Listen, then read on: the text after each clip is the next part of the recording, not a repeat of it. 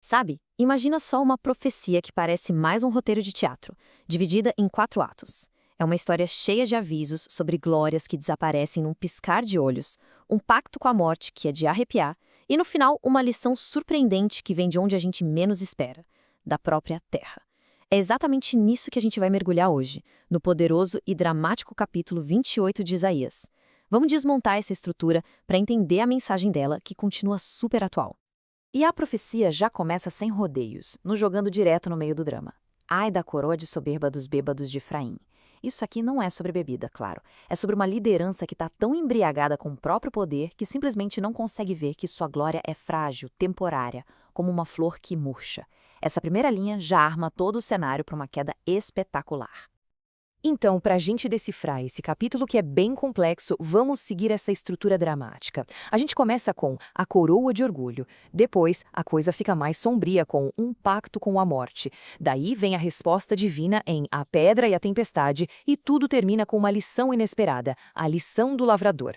Vamos lá para o primeiro ato. Nosso primeiro ato foca nos líderes de Efraim, que era a capital do reino do norte de Israel. O problema central deles não é só um erro de cálculo político, é uma arrogância profunda, que é simbolizada por essa embriaguez moral e espiritual que está deixando o julgamento deles todo turvo, distorcendo completamente a realidade. Olha só esse contraste poderoso. O texto descreve a glória deles não como uma coroa de ouro, mas como uma guirlanda de flores. É linda, sim, mas é incrivelmente frágil. É como uma fruta de verão perfeita que é devorada no instante em que fica madura. A mensagem é clara e, assim, brutal. O poder que esses líderes tanto defendem está com os dias contados. O fim vai ser rápido e inevitável. E essa corrupção vai fundo, viu? Não são só os políticos. O texto não mede palavras. Ele diz que até os sacerdotes e profetas, que eram o coração espiritual da nação, estão comprometidos. A imagem é visceral, nojenta. Todas as suas mesas estão cheias de vômitos. Isso não é um errinho qualquer, é um colapso total da ordem moral e espiritual. E quando a gente acha que a arrogância não pode piorar, a profecia muda o foco, vai lá para Jerusalém. E aqui o orgulho ganha uma forma nova, mais sinistra. Não é só o descuido do excesso, não. É uma zombaria calculada, desafiadora, contra o próprio destino. Essa é, sem dúvida, uma das declarações mais arrepiantes de toda a profecia. Os líderes de Jerusalém se gabam abertamente de terem feito um pacto com a própria morte. Pensa nessa mentalidade. Eles realmente acreditam que seus esquemas, sua rede de mentiras, os tornaram intocáveis. Que eles, de alguma forma, driblaram a ordem natural das consequências. A arrogância deles chegou no limite. Mas a profecia deixa essa pergunta no ar pra gente. Um acordo com a morte pode mesmo durar? A resposta para essa pergunta é o que vai nos levar direto para o clímax dramático da história. E aqui vem a virada. A resposta divina não é um simples sim ou não. Ela vem em duas imagens poderosas e contrastantes. De um lado, estabilidade total, e do outro, uma destruição avassaladora. É um alicerce firme contra uma inundação que varre tudo. A primeira parte da resposta não é uma ameaça, mas sim uma promessa, um alicerce que não pode ser abalado. Sabe, na construção antiga, a pedra de esquina era a mais importante de todas, a que alinhava e segurava a estrutura inteira. Então, num mundo construído em cima de mentiras, de falsos refúgios, essa é a oferta de algo real, algo verdadeiro, para se construir uma vida. E percebe o impacto psicológico dessa promessa. Enquanto os líderes arrogantes estão lá, agindo em pânico, fazendo acordos, se escondendo em mentiras, quem confia nesse alicerce recebe uma instrução. Não se apresse, não precisa de pânico. É uma promessa de calma, de estabilidade profunda, que é o oposto total do caos do mundo. Mas e para quem rejeita essa pedra de esquina? Bom, aí vem a outra metade da resposta. Uma tempestade de juízo. E não é uma destruição aleatória.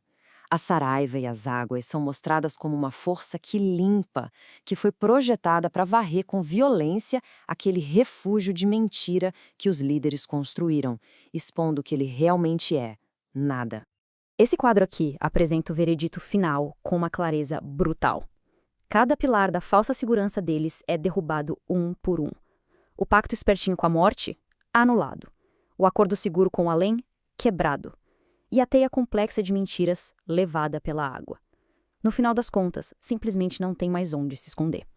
Depois desse clímax todo, desse julgamento, a profecia, de repente, muda o ritmo. O tom fica mais suave, a perspectiva se abre.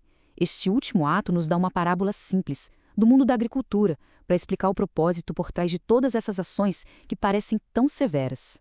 A questão que fica é: tudo isso que a gente viu foi só raiva e destruição sem sentido? Ou será que existe um método por trás da aparente loucura? A analogia do lavrador é a chave para a gente entender que sim, existe uma sabedoria profunda trabalhando por trás de todo esse caos. Pensa só em como um lavrador trabalha. É um processo cheio de intenção. Nada é aleatório. A terra é preparada do jeito certo. Cada tipo de semente é plantada com precisão. E na hora da colheita, a ferramenta certa é usada para o grão certo, com todo o cuidado para não destruir aquilo que deu tanto trabalho para produzir. Cada passo é deliberado, tem um propósito. E aqui vem a conexão final, que é crucial. A profecia diz claramente que essa sabedoria do lavrador vem direto de uma fonte divina. Isso muda completamente a perspectiva de tudo que a gente viu antes. O julgamento, a tempestade, não era só fúria cega. Era parte de um plano inteligente, com propósito e, no fim das contas, produtivo, assim como o trabalho cuidadoso de um mestre agricultor. Para a gente amarrar tudo isso, vamos voltar numa frase curiosa lá do começo do texto. Esse ato de julgamento é descrito como uma obra estranha. A palavra dá a ideia de algo que parece fora do personagem, que não faz sentido de imediato. E é exatamente esse paradoxo que a profecia nos força a encarar. E essa é a questão poderosa com a qual a profecia nos deixa. Se o trabalho de um simples agricultor é cheio de sabedoria, de um propósito tão cuidadoso, o que isso nos ensina sobre uma justiça divina que às vezes pode parecer pura destruição? Fica o convite para a gente olhar além da superfície do caos, seja em textos antigos ou nas nossas próprias vidas, e procurar pelo conselho e pela sabedoria mais profundos que estão em ação.